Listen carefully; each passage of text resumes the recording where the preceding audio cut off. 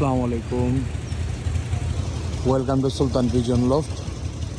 আশা করি সকলে ভালো আছে। এই তো সকাল সকালে কবুতরগুলো ছাড়লাম। কবুতর ছাড়ছে কাটায় কাটায় আজকে 6টা 3-এ মিলাই পারতেছিলাম 6টায়, কিন্তু আমি পারলাম না, 3 মিনিট লেট হয়ে গেল।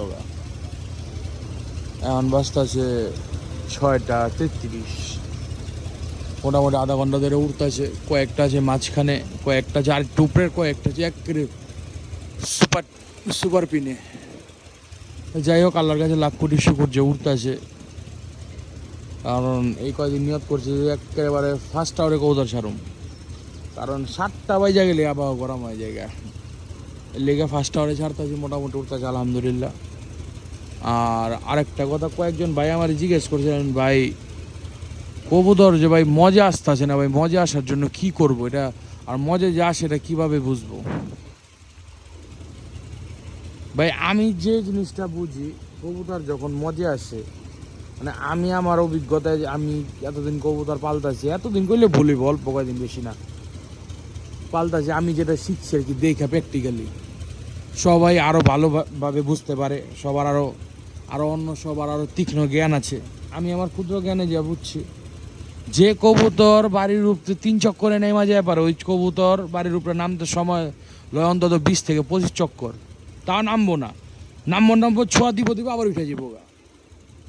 কবুতরের বাড়ি হইল পূর্বে, কবুতর যা উঠবো পশ্চিমে, উত্তরে, দক্ষিণে। কবুতর লৌড়াইব, বাড়ির উপরে যে একটা ঘূর্ণা দেয়, ঘূর্ণার মধ্যেই থাকবো না, কবুতর ফুল লৌড়ের উপরে থাকবো।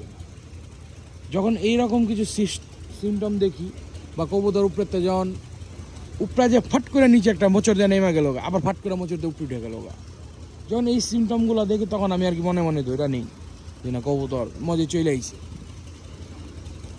আরেকটা কথা ভাই, আমি মজে আনানোর জন্য কোনো সময় পাগল হই না। কারণ একটা জিনিস আমি মানি, যে জিনিস যত জলদি আসে, ওই জিনিসগুলো তত জলদি চলে যায়।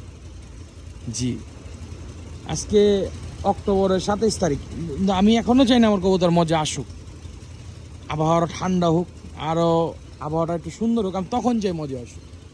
কবুতর যখন মজা আইব, আমি কবুতরটারে মজা আসার পরে অন্তত 1 সপ্তাহ বাড়ির উপর উড়ামো, তারপর আল্লাহর নাম লয় রাস্তায় বেরিয়ে যাবো। কারণ মজে আসার পর কবুতরের মনে যে একটা রাস্তার দখলের লগে মোকাবেলা করার যে একটা আনন্দ আইব, উদ্দীপনা আইব, ওইটা এমনি আইব না। আর আগে মজা বললো, আগে আমি ওই বাড়ির উপরে আমি এই মজের মেয়াদ শেষ করে ফেলাইলাম, তাই আমি রাস্তার লেখা কি রাখলাম, এটাকে আমি যা বুঝি। এর লেগে আমি মজের লেগে একটু অপেক্ষা করি, আর যখনই আল্লাহর রহমতে চলে আসে আর বেশি দেরি করি না। কেননা যে জিনিস আসে যত জলদি, ওই জিনিস করলাম যায়ও জলদি। প্রতিটা জিনিসের যেরকম মেয়াদ থাকে, এই মজেরও একটা মেয়াদ থাকে। তাই আমি মজের জন্য পাগল হই না, খালি রুটিনটা ফলো করে যাই। মানে কেমনে আসবো এটা একটা প্রশ্ন, রুটিনটা ফলো করে যাই আর রিকভারিটা ঠিক রাখি। এই 2টা জিনিস আল্লাহর রহমতে যদি ঠিক রাখতে পারি, আমি আমার কবুতর ইনশাল্লাহ আলহামদুলিল্লাহ ফলাফল দেয়। এখন এই জিনিসগুলো আমি কবুতর পাল্টাচ্ছি অনেকদিন থেকে, কবুতরের সাথে থাকতেই শিখছি। আবার কিছু বড় ভাই ব্রাদার আছে,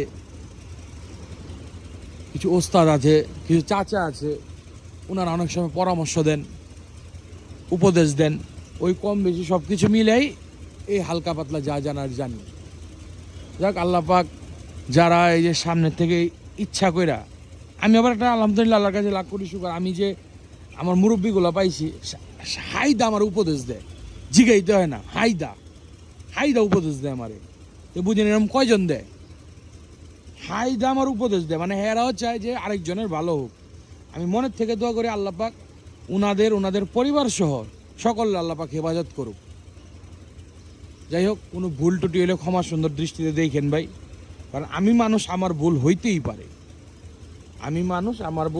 পারে।